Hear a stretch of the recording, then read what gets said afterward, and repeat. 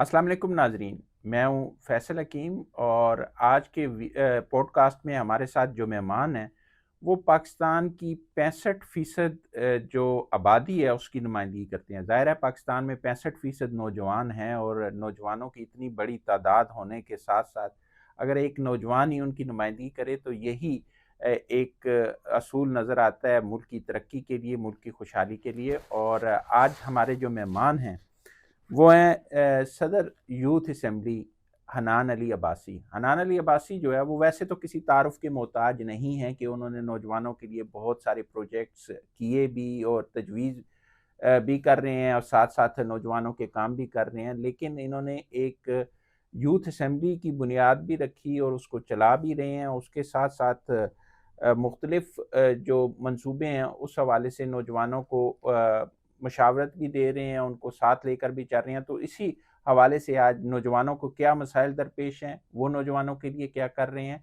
और पाकिस्तान के नौजवानों को इस वक्त किन चैलेंजेस का सामना है, आज के पॉडकास्ट में उसी पे बात करेंगे। अस्सलाम वालेकुम हनान अली अब्बासी। वालेकुम अस्सलाम जी। सबसे पहले तो आपका बहुत शुक्रिया कि आपने हमें वक्त दिया। ऑनर्ड जी। तो सबसे पहले ये बताएं कि पाकिस्तान की 60 से 65% आबादी जो है वो नौजवानों पर मुश्तमिल है, लेकिन अगर आप देखें तो आपको पाकिस्तान के नौजवान जो है वो मुख्तलिफ मसाइल में फंसे हुए नज़र आते हैं, कोई सिमत मुतय्यन नहीं है उस तरह अक्सरियत जो नौजवान है। सही बात है फैसल भाई। बेसिकली आप ये देखें तो ये एक टाइम बम की तरह है, दो धारी तलवार की तरह है। अगर एक इनकी धार को पॉजिटिविटी और ये जो टेक रेवोल्यूशन आया है, इसमें जो हमारे पास जो ई कॉमर्स की बहुत बड़ी मार्केट निकली है और सेल्फ इनिशिएटिव्स लेने का, एंटरप्रेन्योरशिप का, दुनिया में कारोबार का मिजाज बदला है। वैसे में हमारे पास जो नेचुरल जो 12 करोड़ के आसपास नौजवान हैं, उनकी सिर्फ टैलेंट मैनेजमेंट का सिस्टम हो, उनकी सलाहियतों को चैनलाइज करने का नेटवर्क अगर स्टेट बना दे, तो वो कम से कम सालाना 50 अरब डॉलर जो है वो कंट्रीब्यूट कर सकते हैं, वो ज़र मुबादला पाकिस्तान ला सकते हैं। चूँकि जो डिस्टेंस लर्निंग प्रोग्राम है, अब जो दुनिया जो है वो जो फासले थे वो राब्तों में बदल गए हैं। कोविड-19 के बाद की दुनिया इंटायर डिफरेंट दुनिया है। लेकिन अनफॉर्चुनेट क्या हुआ है कि नौजवान एक तकलीद के समंदर में बह रहे हैं। जो हमारे पास डिवाइसेस आ गई हैं, उन डिवाइसेस के बीच में एक एल्गोरिदम है। उस वो जो पैटर्न ऑफ थिंकिंग उनके बन रहे हैं, उसमें कहीं इनोवेशन नहीं है, कहीं क्रिएशन नहीं है। वो पर्पसलेस हो रहे हैं। अभी एक वेस्टर्न फिलोसोफर है, उसने थ्योरी दी है पॉपकॉर्न ब्रेन, और वो एग्जैक्ट हमारे लोगों पे वो थी। एक का लीडर ये है, एक का लीडर ये है, एक का लीडर ये लोगों को ढूंढ रहे हैं अपने मसीहाई के तौर पे। साइकोलॉजी में जो वीक पर्सनालिटीज़ होती हैं, वो किसी पर रिलाई करती हैं, इन्हिसार करती हैं। तो अनफॉर्चुनेटली हमारा नौजवान तादाद में तो बहुत ज़्यादा है, क्वांटिटी तो है, लेकिन क्वालिटी में बहुत पीछे है। लेकिन आप अगर देखें तो आपके हज़ारों जो नहीं बल्कि लाखों लोग जो हैं वो ग्रेजुएट होके निकलते हैं, आपके पीएचडीज निकलते हैं, उसके बावजूद भी नौजवानों में वो लीडरशिप हमें क्यों नज़र नहीं आ रही? फैसल भाई, मैं ज़िंदगी में स्कूल में भी रहा, कॉलेज में भी रहा, यूनिवर्सिटी में भी रहा। सच्ची बात यह है कि मैंने ज़िंदगी से जो सबक सीखा वो इन तीनों जगहों से नहीं मिला।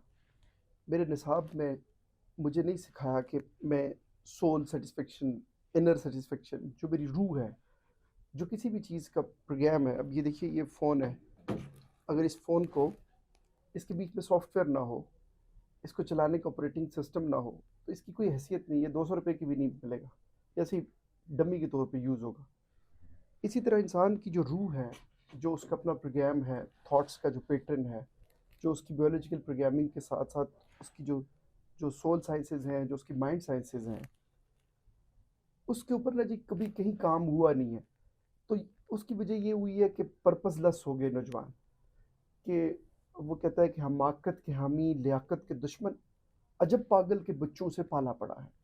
जब पर्पस किसी के पास नहीं है और यूनिवर्सिटीज़ नाकाम हो गई, सारी प्रेस क्लब्स नाकाम हो गए, सारी आर्ट काउंसिल्स नाकाम हो गई, सारी सोसाइटी की अंजुमनें, दानिशगाहें सब खामोश हो गई।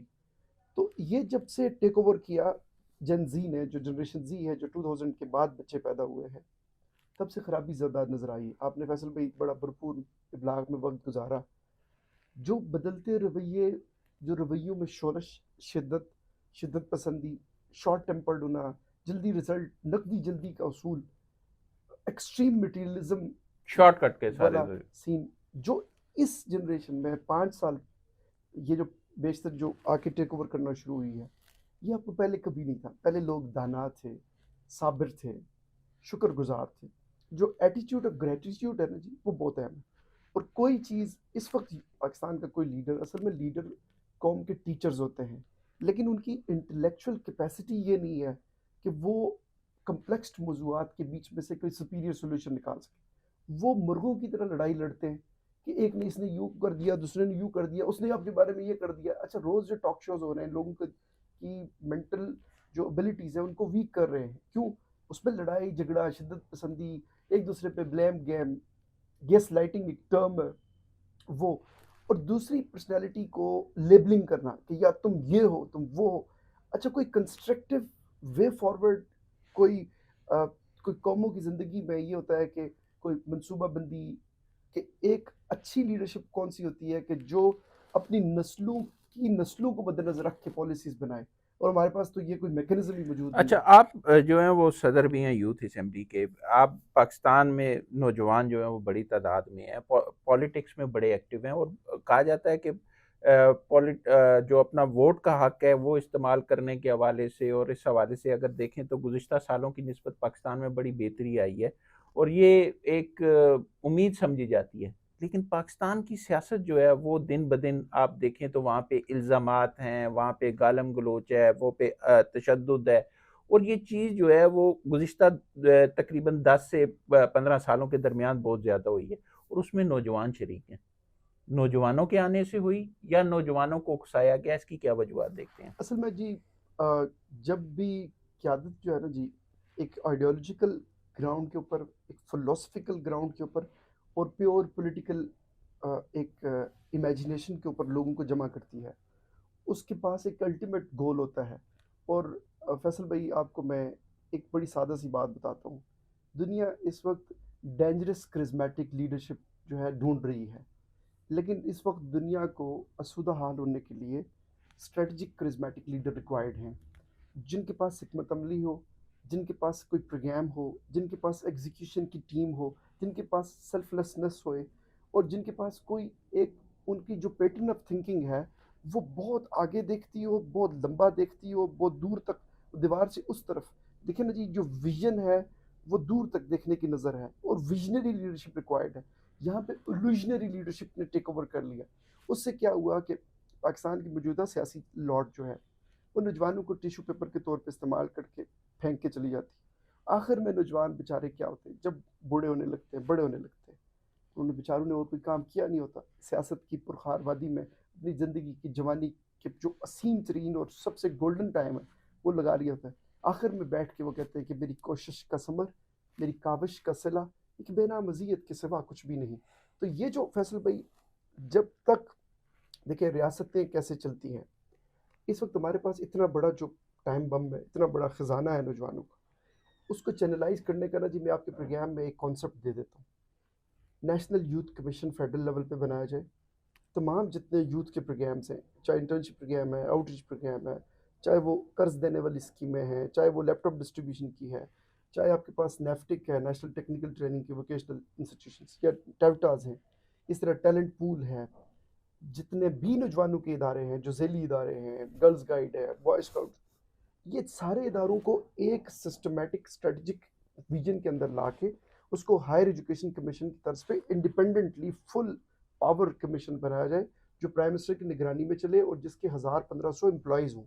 چونکہ اب ہمارے پاس کوئی قواعد جاری نہیں ہے، ہمارے پاس $50 ارب کی اکانومی ہے، ہم نے اپنے نوجوانوں کو اتارنا ہے. ہم موٹر وے پہ آ گئے ہیں، ہمارے پاس ابھی کیا پرائم منسٹر یوتھ پروگرام کیا کر رہا ہے؟ یار خدا کا واسطہ یہ ٹھگنا چھوڑ دیں. کیا کہ جی اب ایک پرائم منسٹر یوتھ پروگرام کا سربراہ بیٹھا ہوتا ہے، وہ ایچ ای سی کے چیئرمین کو کہتا ہے کہ یار یونیورسٹیوں سے بچے پکڑ کے لے آؤ. پرائم منسٹر صاحب کو میں آپ کی وساطت سے کہنا چاہتا ہوں، خدا کا واسطہ بیوقوف نہ بنا کریں. یہ جو آپ کے سامنے آڈینس بیٹھی ہوتی ہے 500 700 1000 2000 لوگوں کی، یہ یونیورسٹیوں سے پکڑ دکڑ کر کے ان کو بسز دے کے لاتے ہیں. یہ آپ کی آئیڈیالوجی کے لوگ نہیں ہوتے. یوں یہ ہر دفعہ آپ نے بیوقوف بنانا اور فل ان دا گیپ کرتے یہ کتنی دیر تک بیوقوف بنا لیں گے؟ ضرورت اس بات کی ہے کہ اس ٹیلنٹ مینجمنٹ کے نظام کو چینلائز اور ایک میکنزم کے اندر لانے کے لیے آپ جب تک نیشنل یوتھ کمیشن فل فلیج بنا کے پھر اس کا فورن آفس میں یوتھ ڈیسک بنائیں.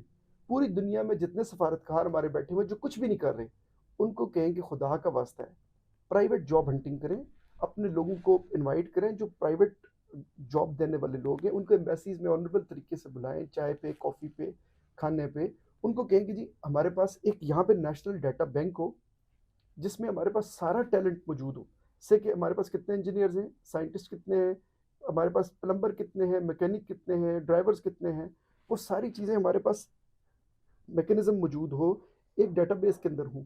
آپ فیصل بھائی مجھے کہتے ہیں کہ جی مجھے اتنے انجینئرز چاہیے, میں ڈیٹا مائننگ کروں اور اس کو کمانڈ لگاؤں. اب تو آرٹیفیشیل انٹیلیجنس کا دور ہے, اور کمانڈ لگا کے فیصل بھائی میں مائکرو سیکنڈز کے بیچ میں یہ ڈیسائیڈ کر سکتا ہوں کہ مجھے جی بی سے اتنے انجینئرز چاہیے, مجھے گلگت کے علاوہ کشمیر سے اتنے چاہیے, مجھے پنجاب سے اتنے چاہیے, سندھ سے اتنے چاہیے, بلوچستان سے, کے پی سے, اور وہ سینٹرلائز ڈیٹا ان کی پاپولیشن سینسس کے مطابق کر کے مائکرو سیکنڈز میں شیئر کر دیں. اچھا اب یہ ساری چیزیں ہیں جدت مانگتی, اس میں انوویٹو, کریٹو اور ویژنری لیڈرشپ ریکوائرڈ ہے. جو ٹریڈیشنل بابے ہیں یا جو بچے آ کے جو فرض کریں کہ جو بیوروکریٹس ہیں, کوئی ڈیپوٹیشن پہ آ کے بیٹھ جاتا ہے, وہ سارے کے سارے اس راستے کا سب سے بڑا کانٹا ہے, اس لیے کہ دے آر بینیفیشریز. وہ تو کہتے ہیں میں وزیر اعظم ہاؤس سے بول رہا ہوں جی یہ کر دیں وہ کر دیں. اچھا وہ انڈیویجولی تو وہ لوگ بینیفٹ لے رہے ہیں, وہ پرفیکٹ ہے سارا کچھ, لیکن کلیکٹیولی میری نیشن کو کچھ نہیں مل رہا. جب تک آپ ان کو مد نظر نہیں رکھیں گے جو عام دیہاتوں کے بچے ہیں, ان کو آپ سینس آف آنرشپ نہیں دیں گے تو وہ ایمٹی برین بن جائیں گے. خالی دماغ شیطان کا گھر ہوتا ہے. پھر پروپیگیشن ان کے اوپر ایکسٹرنل انٹرنل جو فورسز ہیں, یہ جو الگوریدم کے ذریعے مائنڈ مینیپولیٹرز ان کے مائنڈ کو ہائی جیک کر لیں گے. دیکھیے مائنڈ جو ماڈرن مائنڈ ہے وہ بالکل باغ کی طرح ہے, گارڈن کی طرح ہے.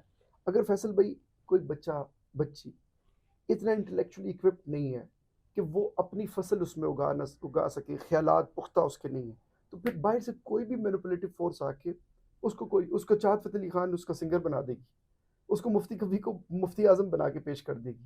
یوں جو ذوق کا زوال جو ہی ہوئے گا, جب بھی فالٹ لائن بنے گی تو وہ فالٹ لائن کو ایکسپلائٹ کرنے والی فورسز اس کو ایکسپلائٹ کر لیں گی. اس وقت جو پاکستان کا نوجوان ہے کن مسائل میں گرا ہوا دیکھتے ہیں؟ جس تشدد کا شکار ہے, یعنی عدم تشدد کا جو ایک عنصر آیا, اس حوالے سے کیا تجویز کرتے ہیں؟ دیکھیے یہ بڑا سمپل سولوشن ہے. میں اکثر ایک میں نے ورڈ ایجاد کیا ہے, پہلے آپ نے ہیرونچی سنا تھا, بڑا خطرناک ورڈ. اب نہ اسکرینوں میں ڈوبے لوگوں کو میں اسکرینچی کہتا ہوں, کہ یہ جو اسکرینچی ہے نا, اب جب ایک الگوریدم ایک پیٹرن کے اوپر سوچنا شروع کرتے ہیں, اس کا آپ کے برین اور بیہیویئر پہ بہت گہرا اثر ہوتا ہے, بلکہ مرکزی اثر ہوتا ہے. یوں جب آپ وائلنٹ کنٹینٹ دیکھتے ہیں, ایک نے ایک کو پکڑ لیا, دوسرے نے دوسرے کو گالی دے دی, اور گالیاں بڑھ گیا, جیسے اب کریکٹرز جو ہے وہ زبان سے عام ہو رہے ہیں, اور وہ ٹاک آف دی ٹاؤن نہیں, وہ سوسائٹی کے ہیروز بن رہے ہیں. تو سوسائٹی میں جب آپ یہ بھانڈ پونا لے کے آتے ہیں اور کوئی آپ کی ڈائریکشن نہیں ہوتی, کوئی اسٹریٹجک ویژن نہیں ہوتا.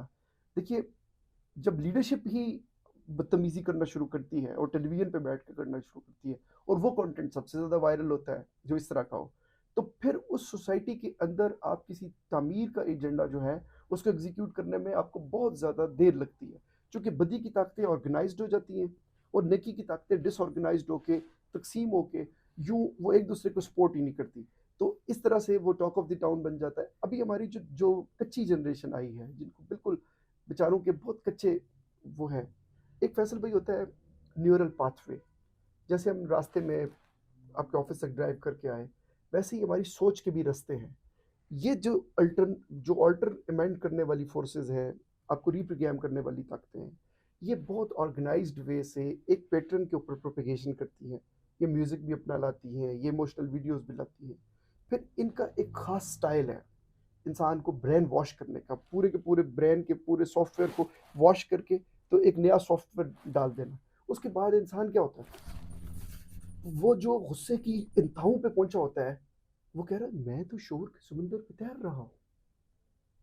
یہ جو اس کو ادراک ہی نہیں ہوتا, اس کو یوں لگتا ہے مائی وے از ہائی وے, جو میرا راستہ ہے وہ حتمی راستہ ہے.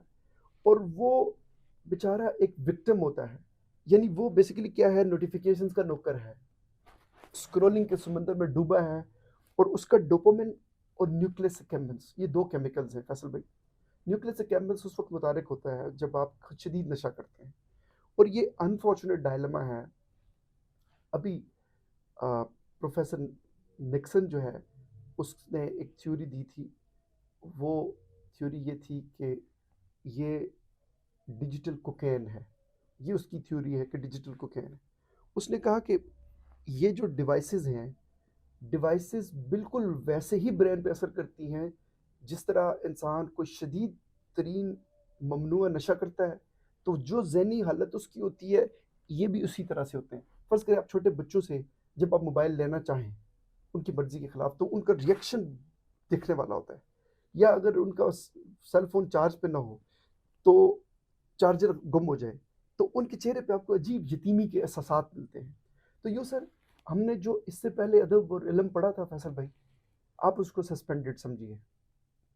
जब तक रियासत उसको सस्पेंडेड नहीं समझेगी और आगे एक सुपीरियर सॉल्यूशन के लिए सजेशंस, रिकमेंडेशंस या कोई लाइमल नहीं तय करेगी, तुम्हारी दास्तान तक ना होगी दास्तानों में। एक तो दहशतगर्दी वो है जो आप जिसमें इंसानी जान देते हैं, एक डिजिटल दहशतगर्दी भी है जिसका आप जिक्र कर रहे हैं। उस डिजिटल दहशतगर्दी का शिकार हमारा नौजवान है, और आपसे नहीं है, पिछले 15 सालों से, 10 से 15 सालों से, और उसने हमारे माशरे को तबाह करके रख दिया। बिल्कुल।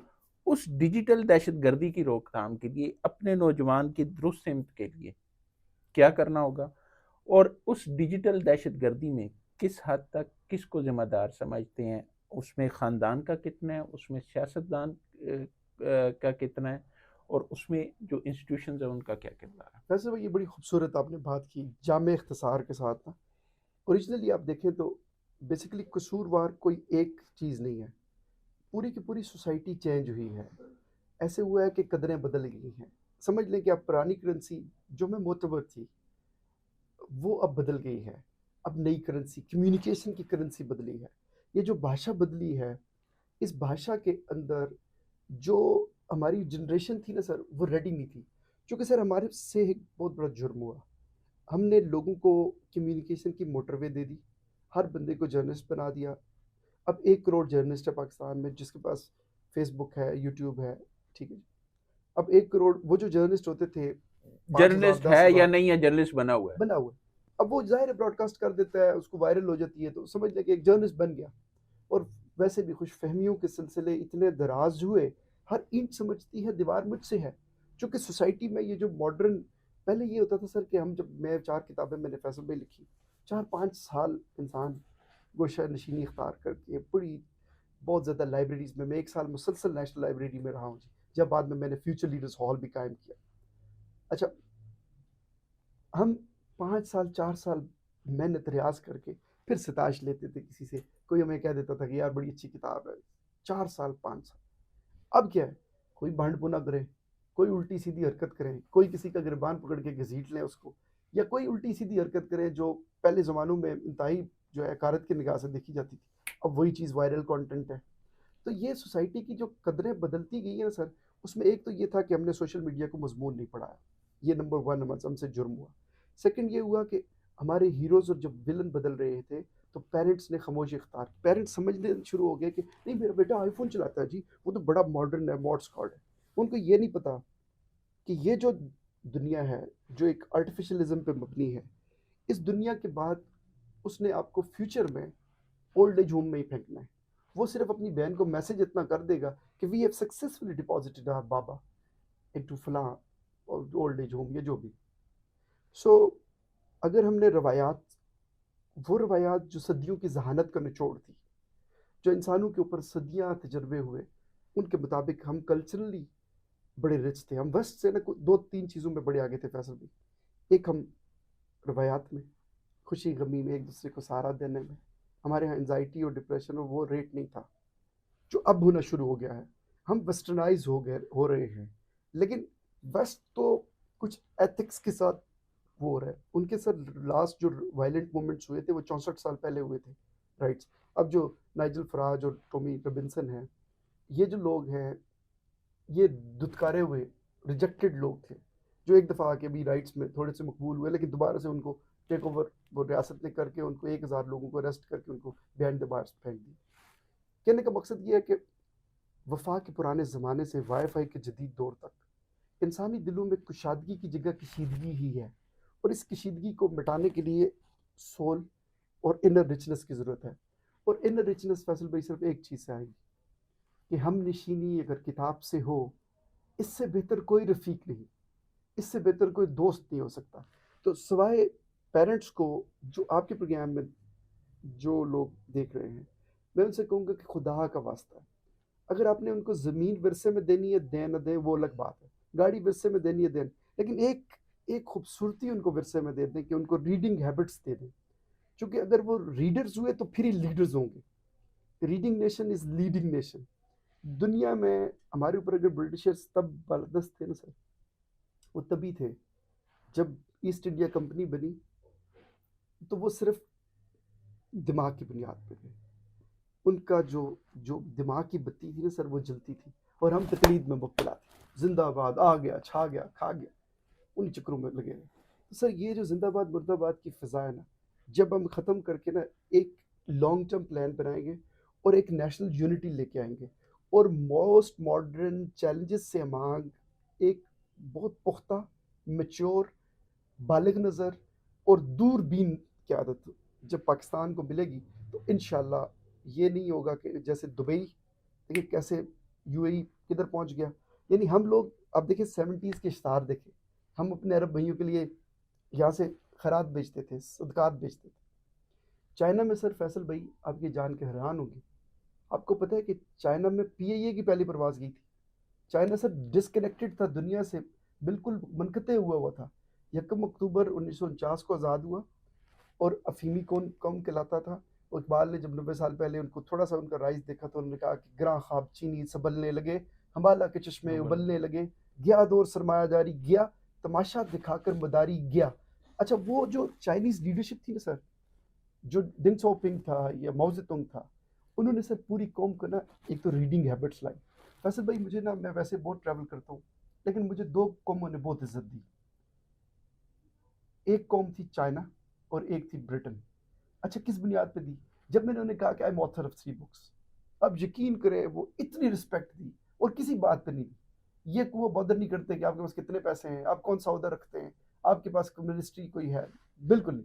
بٹ آپ اگر کسی کو کہیں گے نا کہ you are author of book, تو وہ بڑی میچور سوسائٹیز ہے. اب یہ دیکھیے چھوٹی سی بات، اس وقت دنیا میں ایک آتھر ہے جس کا نام ہے یوول نوہا ہراری. اس کی بھی موسٹ ریسنٹلی نیکسس کتاب آئی ہے جس کی 6 بلین کاپیز سولڈ ہے.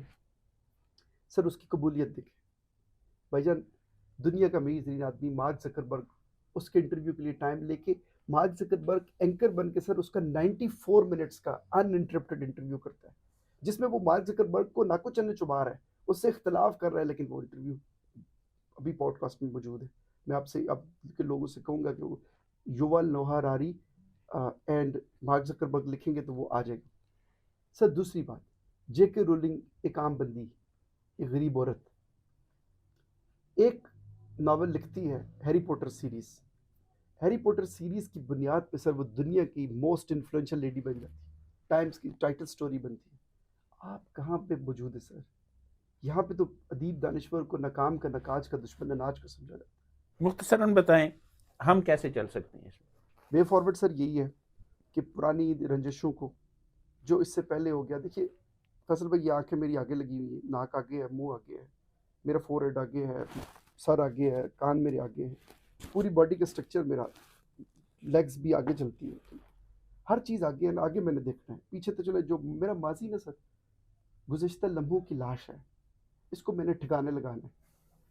اب ٹھکانے لگانے کے بعد نا جی ایک مستقبل بین تصور کے لیے ایک سب سے پہلے نیشنل یونٹی کریٹ کرنی.